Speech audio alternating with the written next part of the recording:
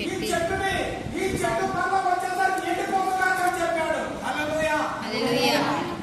అది తక్షణమే ఎండిపోయింది. దేవుని మాటకు తిరుగులేదు. ఈ భూమి మీద